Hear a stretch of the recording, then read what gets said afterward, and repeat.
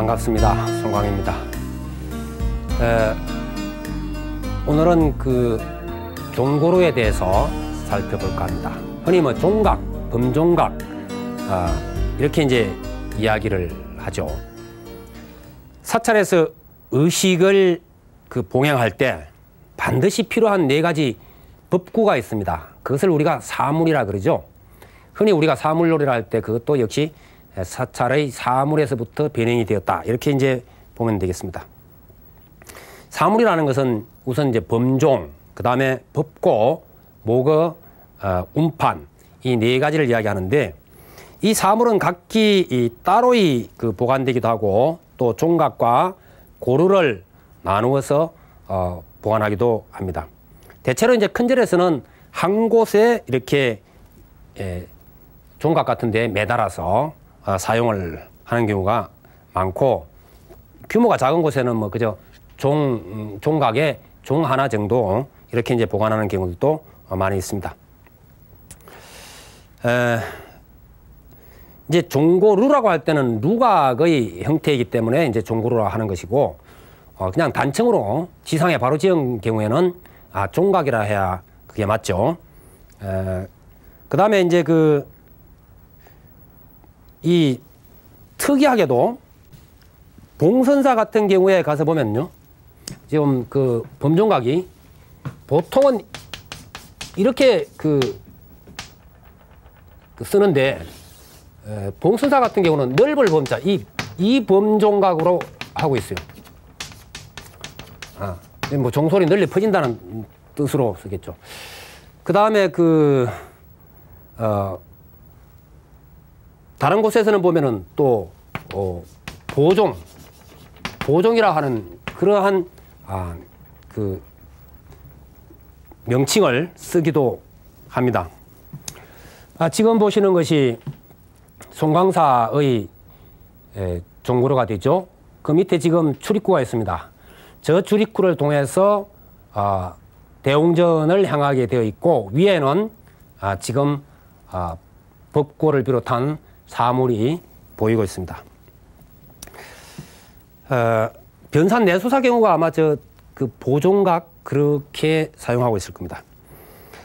통도사, 해인사, 범의사, 뭐 신흥사 등등 이런 큰 사찰들 가보면은 대부분 2층 누각식이죠.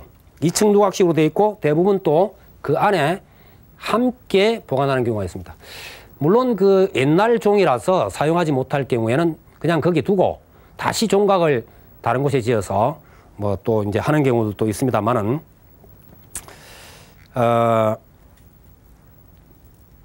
이 송광사 조금 전에 본 종고루나 또 부석사의 범종각 같은 경우는 이게 이제 누문의 형태를 띠고 있죠.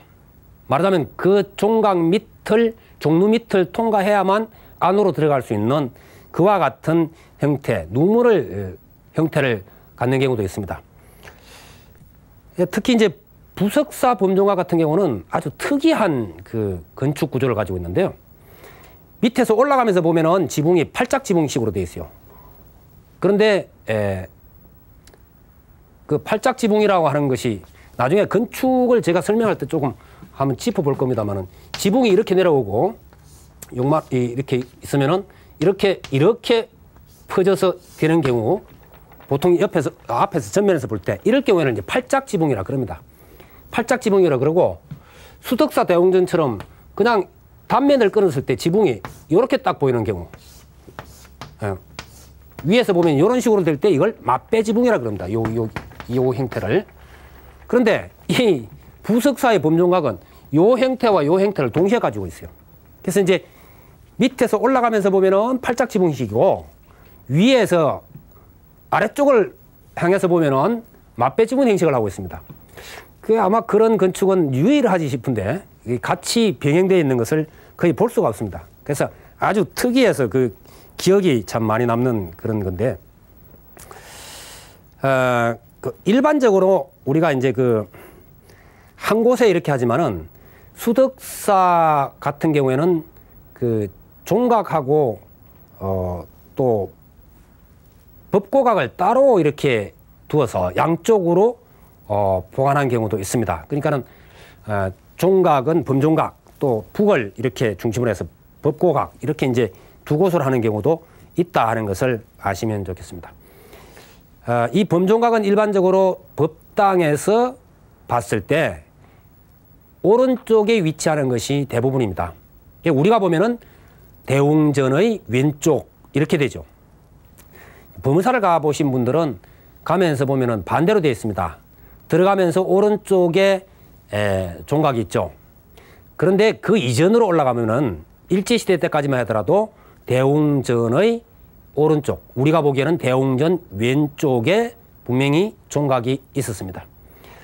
지금은 그 범사 대웅 그 종각에 그 종을 치질 않고 대웅전에서부터 오른쪽에 해당되는 강원 앞에 종각을 따로 세워서 대종을 거기 두어서 종은 그쪽 것을 치는 것으로 제가 알고 있습니다. 왜 이제 그러면 오른쪽에 두느냐? 이것이 불교의 채용설하고 연관이 있어요. 네. 채용 그렇게 이야기하는데 채라고 하는 것은 근본 자리를 이야기합니다. 그 다음에 용이라는 것은 작용이죠. 그러니 근본 자리는 움직이지 않는 것이고 작용 자리가 움직이는 겁니다. 그래서 왼쪽은 채, 오른쪽은 용 이렇게 이제 우리가 이제 흔히 보는데 그래서 이러한 예법들이 이 채용설이 예법이나 이런 데서도 많이 작용되고 건축의 그 배치에서도 그런 작용을 합니다. 사실 이제 종각이라 그러지만 거기에 사물이 들어있다고 생각할 경우에 사물이 갖는 갖가지 소리라든지 음이 결국은 다양한 어떤 활용의 작용을 갖죠. 그래서 불교에서 다양한 어떤 그러한 중생 제도라든지 갖가지의 것들을 표현하는 어떤 용에 해당되기 때문에 범종각이 오른쪽에 있다 이렇게 보면은 좋겠습니다. 뭐 꼭 그런 것만은 아닙니다. 대체적으로 그렇게 되는 것이 대부분 정상이다 이런 이야기입니다. 그러면 먼저 범종에 대해서 좀 살펴보도록 하죠. 범종은 무엇을 상징하나 하면은 부처님의 설법을 상징합니다. 그래서 부처님 설법을 일성원엄이라 그러죠. 일성이라는 것은 오직 그 부처님의 자리만을 인정할 때 일성이라 그럽니다. 이것은 누구나가 전부 다 부처가 되어야만 진실로 참다운 도에 들었다 하는 것이지 나머지 자리는 그것이 진짜가 아니다. 그건 방편에 의해서 만들어진 것이지 진짜가 아니다 하는 것이 일성이고 그래서 일성이라는 말은 바로 부처님이라는 말하고도 같습니다. 그런데 부처님의 설법은 원엄이라는 거죠. 모든 중생에게 다 근기에 두루두루 맞게끔 다 이렇게 법문이 되신다는 거죠. 그래서 사람들마다 자기 근기대로 아주 알맞게 전부 다 받아들일 수 있는 그와 같은 설법을 하셨다 해서 일성원엄 그럽니다. 그래서 일성원엄을 상징한다 이렇게 이제 보면 좋겠고 그 일성원엄의 목적이 어디 있습니까? 중생을 제도하는 데 있죠. 특히나 고통에 허덕이는 중생들을 참아보지 못하는 부처님의 대자대비를 우리는 그 범종에서부터 느낄 수가 있습니다. 이 범종은 대부분 주로 지옥 중생을 제도한다고 알려져 있죠. 종성에서도 막 그런 게 많이 나옵니다만은 우리가 이제 아침 저녁으로 종송, 종을 외면서 종을 치면서 그 연부를 하는 것이 있는데 그걸 종송 그러죠. 종성이라고도 하고 종송이라고 하는데 그런데 보통 이제 지옥에 많이 집중돼 있어요. 그건 왜 그럴까? 육도 가운데서 지옥이 가장 고통이 심각하기 때문에 그 심각한 고통을 제도할 수 있다면은 다른 세계는 말할 것 없이 전부 다 제도할 수 있다라고 보는 데서 연유한 것이 아닌가 이렇게 생각이 됩니다. 그래서 아침 예불 전에 종을 치면서 하는 그 종송 내용을 보면은 이렇습니다. 그 이제 스님들은 길게 외우면서 그걸 하는데요. 원차 종송 이러면서 이제 쭉 그 내려가는데 한글로 풀면 이렇습니다. 원컨대 이 종소리 법계 두루하여 철이산의 깊고 어두운 무간지옥 다 밝아지며 지옥악이 축생의 고통을 여의고 도산지옥도 무너지고 모든 중생이 바른 깨달음을 이루어지이다. 비로자나 교주이시며 화장세계의 자존께서 보계의 근무를 연설하고 낭암의 옥축을 펴신 티끌과 티끌이 뒤섞여 들어가고 찰토와 찰토가 월육무해한 10조구만 5048자의 일성원교인 화엄경에 귀하노이다. 그 아침 종성에는 화엄경으로 귀착이 되어집니다.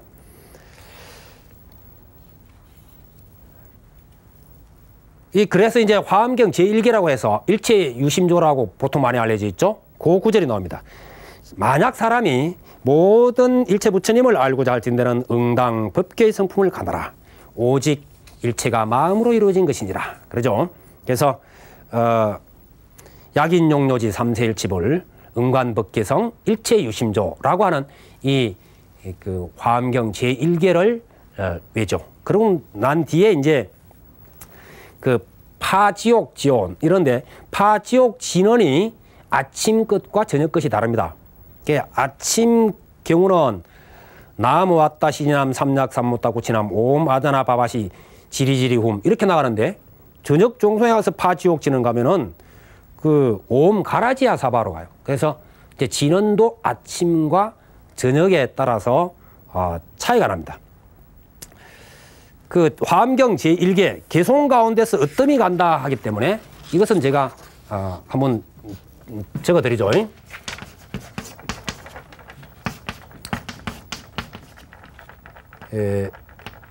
약인 용료지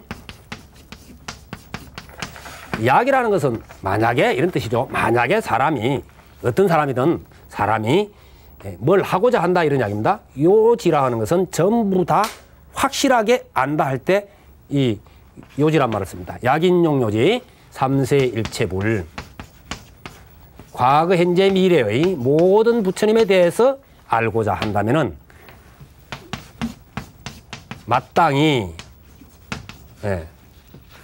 응자는 이제 마땅히 이런데 옛날에는 뻑뻑이 이런 식으로 말했습니다. 그래서 큰 스님들 법문할 때 뻑뻑이 이러면 이 응자 마땅이라고 풀이하시면 됩니다. 뻑뻑이란 말이 무슨 말인가 이렇게 이제 의아하실 분들이 계실 텐데 응관법계선 법계의 성품을 마땅히 관하라. 그 성품 자리를 보라. 일체가 유심존이라. 모든 것이 마음의 조화로 이루어졌다 이런 이야기입니다. 일체 유심존.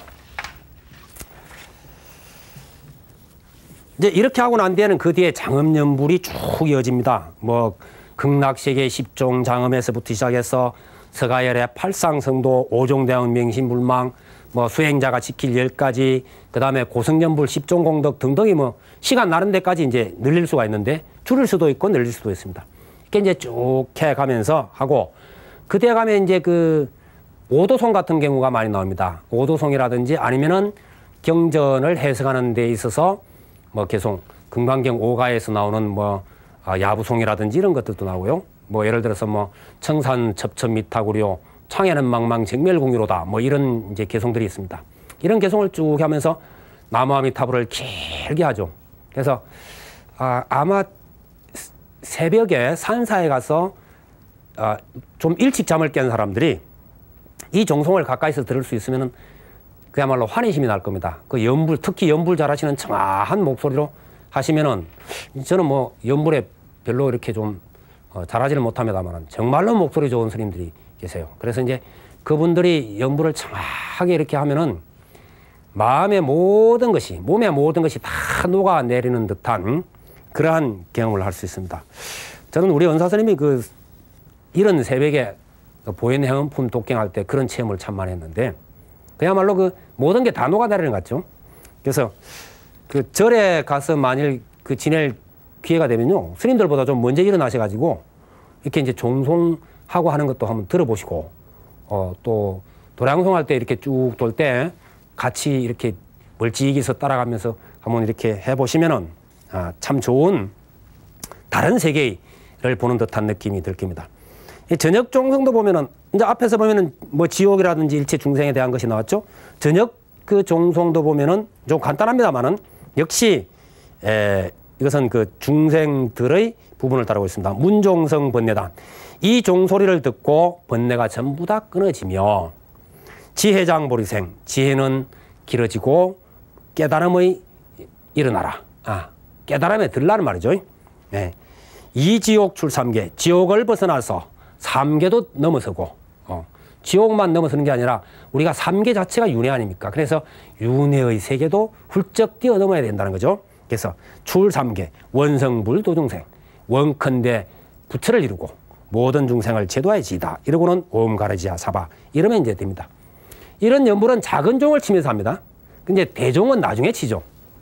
아침에는 28번, 저녁에는 33번을 칩니다. 그래서 이 종에 대해서는 다음 시간에 좀 더 자세하게 계속해서 설명을 드릴까 합니다. 여러분 성불하십시오.